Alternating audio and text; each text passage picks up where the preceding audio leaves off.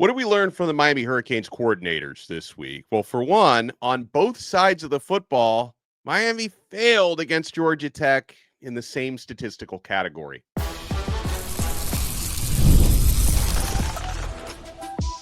You are Locked On Canes, your daily podcast on the Miami Hurricanes, part of the Locked On Podcast Network, your team every day. I am Alex Donno, University of Miami alumnus, co-host of Locked On ACC and writer for Canes County at Rivals. And thank you so much to the everydayers for making Locked On Canes your first listen and your first watch today. We're available free wherever you get your podcasts. We're free on YouTube. We're part of the Locked On Podcast Network, your team every day. Today's episode is brought to you by Game Time. Download the Game Time app, create an account, and use our code LOCKEDONCollege for $20 off your first purchase. On this loaded Truth Teller Tuesday episode of Locked On Canes, there he is. We're going to talk about Miami hopefully getting healthy coming off the bye week. I think some key players are either going to return this week against Wake Forest, or if not this week, the following week against Syracuse. And we need some of these players back. We need all these players back, quite frankly. We'll talk about Cam Ward, any realizations that he had coming off of the loss to Georgia Tech. But Bruce, I mentioned Miami failing in the same statistical category on both offense and defense against Georgia Tech. Both coordinators spoke yesterday afternoon. Shannon, Dawson, the offensive coordinator, Lance Guidry, who I know fans are not happy with, the defensive coordinator, and they both brought up the important downs, the key downs. And Miami's defense was bad in a lot of ways, but still it came down to some key third down stops that they did not get. 3rd and 18, big 3rd and 9, big 3rd and 8 for Georgia Tech that they converted. And Bruce, on offense, it's no secret, Miami, who has the best third down offense in America still, despite what happened against Georgia Tech last week, they convert over 56% of their third downs on the season, only went 3 for 10 on third down and 1 for 4 on fourth down. So Miami didn't make plays on either side of the football when they needed them most. Well, that sounds like an epic failure all across the board. Not only the players, the coaches, all of them. Yeah. Sounds like an epic fail, and it shouldn't be like that when you're at the time 9-0, and you've been somewhat trending down in all your performances. Starting with Florida was way up here, and if you look at it closely, it's been going like this, especially on defense. I think on offense, I think teams are they understand what we're doing now, and they're pressuring Ward. And they're not making them pay with the screens. And I'm going to keep repeating this because people are going to complain. Shut up with the screens. Well, how come we're not doing it? Everybody else does it. Yeah. So I listen, I have a gut feeling that Guidry got told this week. Maybe I'm wrong. You better make some changes, especially up front. And again, I'm going to repeat myself. Yeah. So I think this front four needs to stop with all this crap going left and stunting. Right. Just stop it and get up the field. Yeah. This way, every guy, the left tackle, the right defensive, they all know where they're going to be. They have their lanes. It keeps gap integrity. So if they're stunting and somebody gets hit and there's 3 guys on one side and 1 on the other, we're going to get nailed. Just go up the field. Up the field. That's what they did when Mario was there. He knows better. And that'll shorten the time that the quarterback has to throw the ball. And that'll shorten the time that defensive backs have to cover. It all works together. That's why for the last 2 years on your show, I've been harping about D tackles. Getting up. And you notice the game that Barrow's not in because he got hurt early. Look what happened. So my point is they need to make some corrections on the D-line to stop both the run and the pass. That'll help the secondary. The linebackers are supposed to be freed up to fill gaps. That's a tough one. Look, we've seen them miss tackles all over the place. Mawinoa, all these guys missing tackles, getting their hands on somebody but not wrapping up. It's been an epic total failure on the defensive side of the ball, but I'm not necessarily blaming the DBs. Well, one other thing. If we see the game on Saturday and they're stunting early in the game, to me, that means we may beat Syracuse, but SMU is going to beat our brains in, because if we can't get pressure Yeah. on the quarterback or any of these quarterbacks because we're doing all this stuff, then we're going to be in trouble. So this was their chance to correct it. Let's see what they do. I expect it to be corrected. I expect us to beat Wake Forest badly. I expect us to go to Syracuse and take care of business up there. I think we should run more against both of these two teams to take the pressure off our secondary, keep the other team off the field. Let's just make the correct changes. We now have a 10-game landscape of what's going on. Look at all the film and look at why it was going like this, and look at the offensive coordinators who made us look sick. Louisville, Duke for a while. Georgia Tech made us look silly. Georgia Tech? Come on. Yeah, Guidry talked about how well prepared, Georgia Tech was coming off a bye week, and that just keeps making me think. And again, I know Wake Forest on paper is not going to be the best opponent, but I want to see Miami make big corrections coming off the bye week, as Guidry was talking about all these things that Georgia Tech was doing on offense that they hadn't done earlier this year, but they did against Miami. They really went to an option offense, and Paul Johnson has not been their coach for several years, and they kind of went back to the option offense, empty sets. They were running the football out of those with motion. They hadn't been doing that previously in the year. So with Georgia Tech being so prepared coming off of their bye week, Miami needs to be so prepared coming off of ours. So let me ask you a question. Yeah. We have a defensive coordinator, don't we? Yeah, why did we never make the correct adjustments to stop these guys? It happened all game long. It did, yeah. It did. And to be fair to him, while the defense has been bad most of the year, they've usually adjusted somewhat well. Like, they usually get gashed in the first half and then they get better in the second half. Last time it didn't happen. A lot of times we're up in the second half, or we're scoring, and the defense only has to play one way. They kept us off balance the entire game, and there was no way of predicting what they were going to do. So do the base defense. I think that 3rd and 18, I think they were in a zone, Miami, because that middle was wide open. The kid was wide open.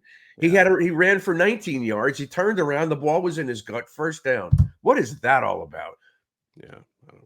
That quarterback should have been destroyed on an 18-yard play. That takes at least 3 or 4 seconds. Absolutely. And, Guidry mentioned that with Wake Forest's offense, they don't really allow you to play much zone. You have to stop their running game first. He said Guidry also brought up something that made me think of you, because you talk about this a lot, and you're right to do so. That's a lot. You always think of me, and you know it. During games, I don't always think of you during the press conferences. Yeah, during the games, I always think of you. But Guidry brought up about Georgia Tech. He says the defense did not fit gaps the way that they should have. He brought that up, and that's something that you've been saying, you and I, but especially you, have been saying this for the past. Yeah, and I also talked about when the defense goes up the field, those linebackers are there to fill the gaps. That's what they're there for. The D linemen are in there to occupy the 5 offensive linemen, and the linebackers can free to get to the outside or go up and make tackles in the gaps. It's not happening. All right. Well, I want to see if you agree with me on something about the offense when we come back, and we're going to talk about something Shannon Dawson said about Cam Ward that definitely, and listen, and Ward to me should be in the top 2 for the Heisman. I ranted about this yesterday. Now he's off a lot of people's top 5 lists, but there is a correction that Ward can make coming off of last week's game or the week and a half ago against Georgia Tech. You guys want to keep it locked right here. We're nowhere near done yet. In fact, we're only getting started on this brand new episode of Locked On Canes. Guys, Locked On Canes fans, listen up. You need to download the Roy app. You've heard us talk about Roy this season and how they're revolutionizing the NIL industry. Roy allows you, the fan, to have a say in who gets the NIL money. Here's what I absolutely love about Roy.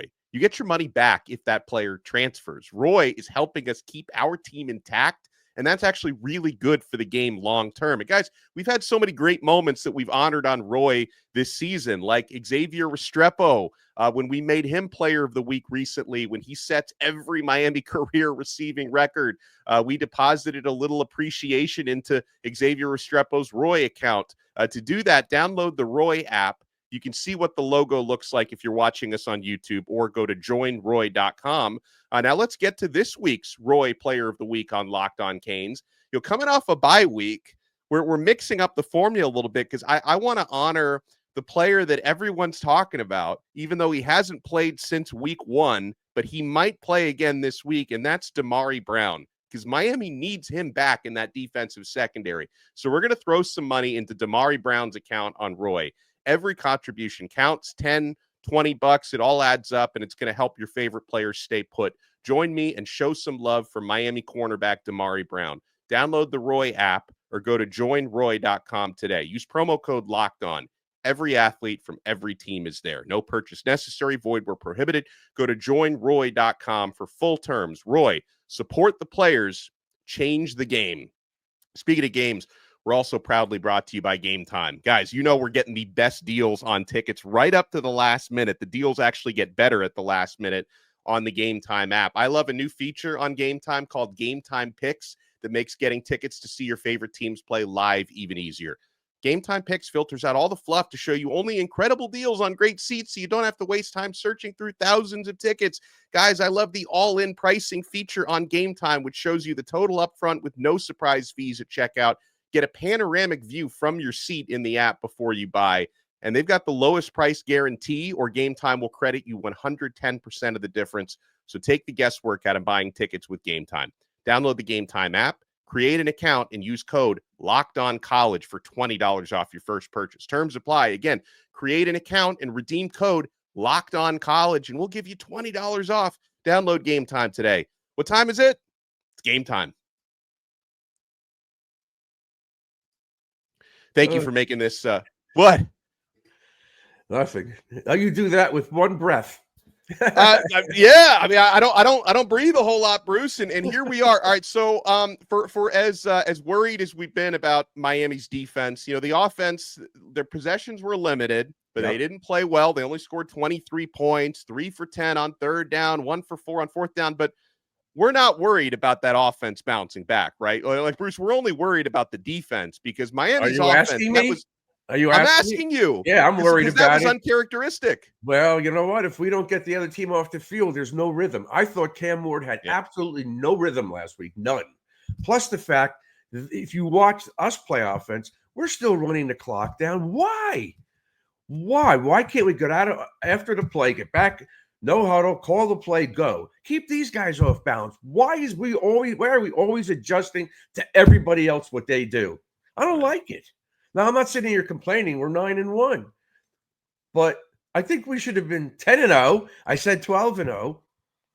That last week's game was like last year's game. They just weren't ready. Yeah. What is it about Georgia Tech that we struggle with them? Come on. Every year. And the good news is, Bruce, we don't play them again, I don't think, till 2027. So we get a couple years off from those. Yeah, I want to play them again, but I want to beat their brains in. I don't want to see this again. No, seriously. I mean, it just looked like we were watching the game last week, even though they were physically there. It seemed like they were just standing in the sidelines with binoculars, watching them play. 23 points. Wow. It was an out-of-body experience, I guess. Man, but but Shannon Dawson, he talked about, because obviously people are going to bring up, and it's one of the few critiques anyone can have on Cam Ward with the season that he's having, where he leads the nation in passing yards, passing touchdowns, total touchdowns. He's got better numbers statistically than any other quarterback in college football. But, Bruce, sometimes he doesn't take the easy plays. Sometimes he doesn't take the checkdowns, right? Sometimes he's always going for the bomb. He's always going for the jugular. And Dawson mentioned that Ward understands that sometimes you have to take the easier plays and listen, and I trust Ward to figure that out because he is an absolute student of the game. Every time that dude makes a mistake, he's checking it on the iPad immediately after. So Shannon Dawson indicated that, Ward understands that, he was probably on the higher end of that risk-taking spectrum when he didn't have to be last time out. And so if there's anyone I trust to make an adjustment, it's Cam Ward. And I think we're going to see him take the easier plays. And listen, against Wake Forest this weekend, Bruce, they've got the 118th rated total defense in the country. They give up 438 yards per game. we better feast on that defense, right? 118th out of 133 teams on defense. We better feast this week. Well, it's easy to say, but stats lie when you have coaches that don't make adjustments or the other team's coaches is better prepared than you. So last year, Georgia Tech played it too deep. They played it again last week. Where's the adjustment from the offensive coordinator? Why doesn't he say, hey, Cam, no more bombs, no more sitting in the pocket. Let's get rid of the damn ball. And again, screens work. They're playing too deep. They're putting 7 in the box. They're single coverage on the outside guys.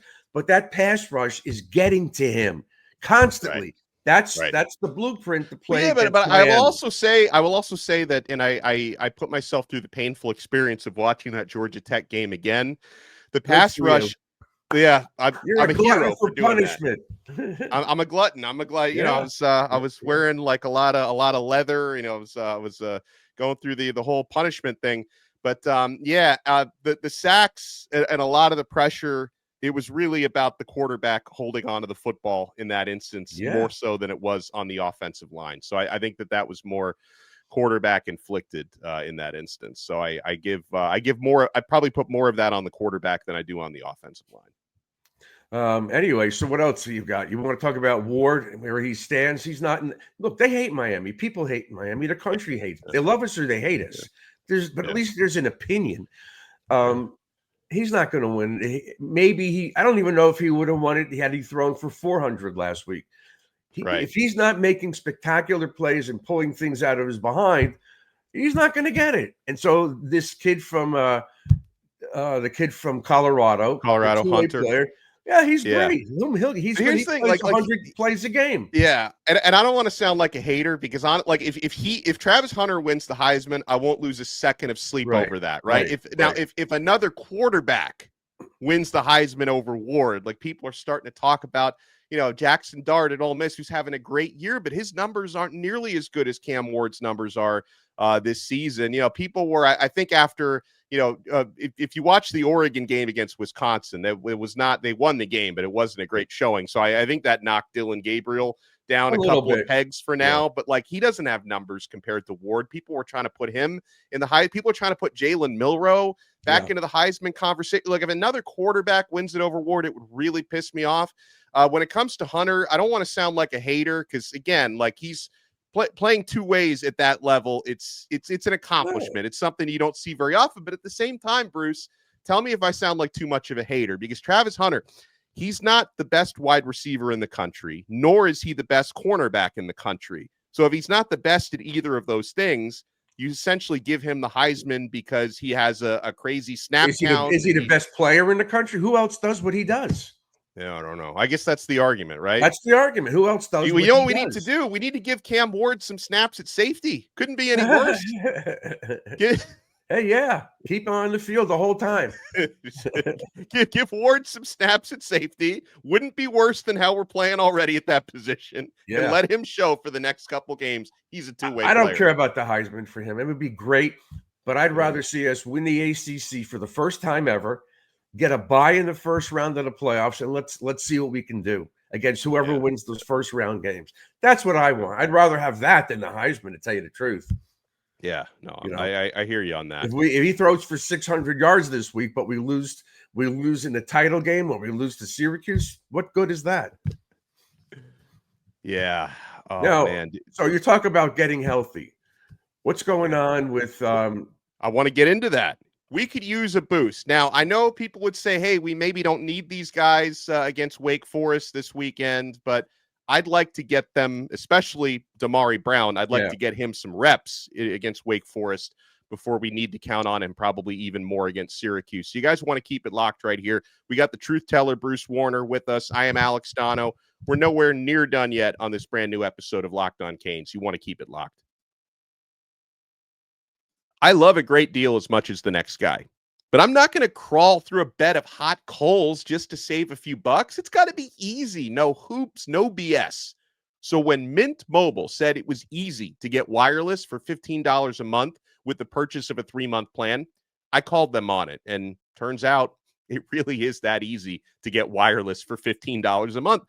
The longest part of the process was the time I spent on hold waiting to break up with my old provider. So to get started with Mint Mobile, go to mintmobile.com/lockedoncollege. There you'll see that right now, all 3-month plans are only $15 a month, including the unlimited plan. All plans come with high-speed data and unlimited talk and text delivered on the nation's largest 5G network. You can use your own phone with any Mint Mobile plan to bring your phone number along with all your existing contacts, guys. So find out how easy it is to switch to Mint Mobile and get 3 months of premium wireless service for $15 a month. To get this new customer offer and your 3-month premium wireless plan for just $15 a month, go to mintmobile.com/lockedoncollege. That's mintmobile.com/lockedoncollege. Cut your wireless bill to $15 a month at mintmobile.com/lockedoncollege. $45 upfront payment required. New customers on first 3-month plan only. Speeds lower above 40 gigabytes on unlimited plan. Additional taxes, fees, and restrictions apply. See mintmobile.com for details. Thank you so much for making this episode of Locked On Canes your first listen and your first watch today. We got the truth teller with us. Make sure for your next listen, you check out Locked On ACC. Kenton Gibbs and I take you around the conference, all the big games, all the big storylines, ACC Championship picture. You know, Bruce, I said it yesterday and I stand by it. I'm actually kind of glad that Miami has to win out to get to the ACC Championship game. You know, during the game, I was rooting for Pitt to beat Clemson, and they should have been. They let Clemson off the hook. I was rooting for Pitt, but then, you know, after Clemson won that game, I was like, you know what? I'm okay with the fact that Miami must win against both Wake Forest and Syracuse because I don't want to back ourselves into the ACC Championship game. I don't want to lose one of these next 2 games and kind of rear end our way into the ACC title picture. Like, Miami needs to go out there. There's no reason why they can't and shouldn't beat both Wake Forest and Syracuse to get in. My opinion is they're going to win both of those games, but I don't know if we're going to beat SMU. They look pretty darn good. Yeah, they do. No doubt. They look no good. doubt. So, we'll see. We'll see. Let's get past Wake and let's get past Syracuse. But all right. So you want to talk about health? Yes. So Mario Cristobal said it, and you know, Lance Guidry, the defensive coordinator, commented on it. Now, the coordinators are never going to reveal anything extra about injuries. They only talk about what the head coach said because it's Mario's. Whatever Mario wants to reveal about injuries, you know, you're never going to get anything extra about the coordinators because it starts and ends with Mario when it comes to player availability. But Guidry also commented on what Mario said. So at either this week or next week, Bruce, we're going to be getting back Damari Brown, Elijah Alston on the defense, Popo Aguirre as well. I think he's going to be ready to come back this week almost for sure. And then Ryan Rodriguez on offense. Remember, he was playing, you know, pretty well in that opening game against Florida on the offensive line. He hasn't played since that first game. He might be ready to come back this week as well. And something Mario mentioned specifically about Damari Brown, Bruce, because I talked about Damari yesterday and said, like, I would temper my expectations for when he's able to come back because he hasn't played since August 31st. Like, let's not expect him to come in and play 60 snaps and you know, go 0 to 60 right away. But I was encouraged by Cristobal talking about how well and how engaged Damari has been physically since his injury. So it sounds to me like Damari Brown has done everything he possibly can to keep in optimal shape during this 3-month absence of his, that hopefully he's ready to, you know, to contribute at a decent level once he's ready to come back. I think he plays on Saturday. He's going to play limited reps, and then they'll be able to gauge what he does during the week and how he feels after that. And then they'll be able to see if he's full bore against Syracuse. I don't think they're going to not play him this week. And then if he plays against Syracuse, they're not going to be able to gauge because they're off again. Well, they play another game for the ACC title. I think he's going to play this week, and they'll be able to tell where he's at.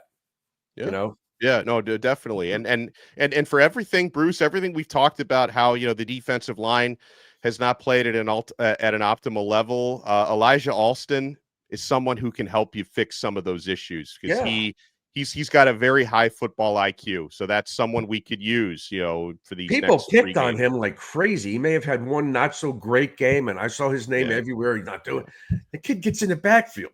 The kid's all over the place. He's making tackles. He's chasing people down from behind. I like him better than Barron now. I don't know what happened to him. but I think Alston's going to play too. They need it. Yeah. And what about Simeon Barrow? Because he's my main concern. Because I think he's good to go. I Good. think he's all right. He's going to play. He's going to play this week, which is Good, another. good. And you would argue Simeon Barrow probably been Miami's most consistent defensive player all season. Like, yeah, he has. I guess maybe more so than the quarterback, the corner, who's playing the freshman, because at least the freshman played sparingly. But Barrow's played the entire season. He's looked good in many of the games. And sometimes he's the only one in the backfield. He's making plays all by himself. He's tough. He's one of those guys that just puts his head forward. He just pushes people back. But you need 3 more of those. And Bain needs him badly, because Bain needs him to take up both the center and the guard. So Bain could just have a single guy, an offensive tackle to go up against. But again, when you have injuries and you're not doing what you're supposed to do, or what I think they should be doing, which is going upfield, you're going to have problems. I want to get 2 predictions from you concerning this Wake Forest game. First of those, like you heard, I did it earlier on the show. Every Tuesday, we give out our Roy Player of the Week, right? We got a little creative this week as we're coming off a bye week. I saw that. I downloaded it, but I don't know how to do the money. I was going to put $500,000 in your account, but I couldn't find it. That part of the problem is I don't have an account on there. I'm not a student athlete. Why. No, I really did download it. I don't know how to get the money in there. Whatever you were planning on giving, if that, as much as I would love your $500,000, I would like your $500,000 to be distributed among the likes of the Restrepos and the Mark Fletchers. Like I want you to share and the DJ Pickett's.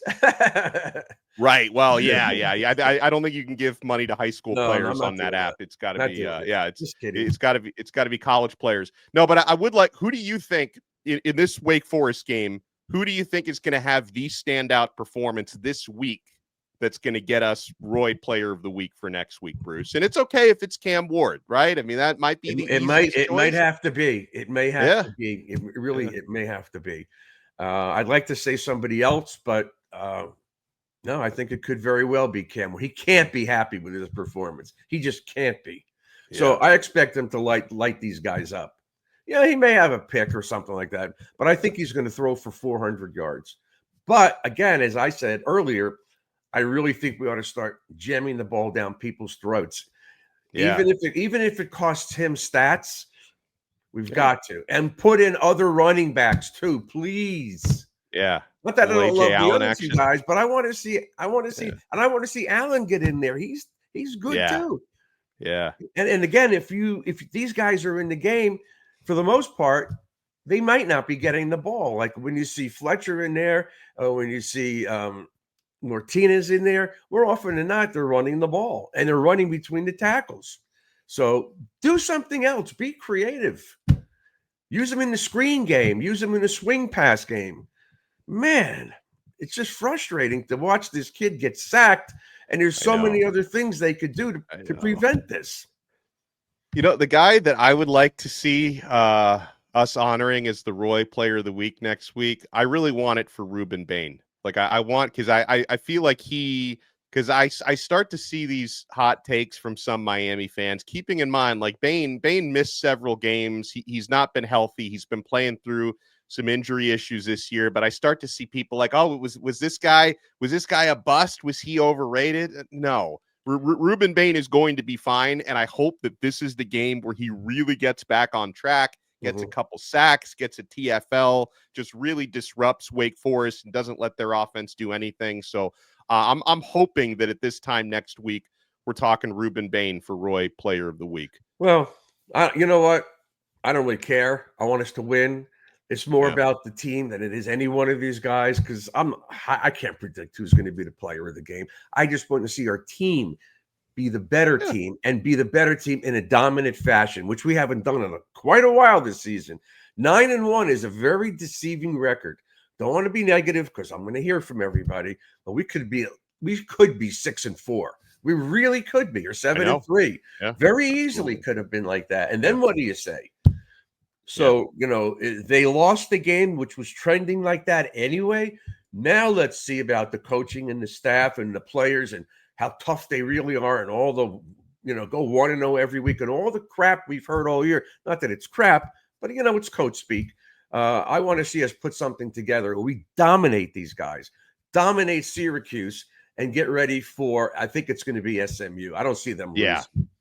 No, it's going to be like SMU would have to lose both of their last 2 games to fall That's out not of it. going to happen. It's going to be SMU. It's not going to Right. happen. I don't think they'll lose one. Like I don't. They've got Virginia and they've got Cal at home. Virginia, I think, is on the road. Cal at home. I mean, at most they'll lose one of those, but probably not even that. All right, but they're unbeaten in the ACC. We are. They are, yeah. So if we wind up playing them, it's 2 11-1 teams, but they're unbeaten. So that makes us probably the underdogs, I would think.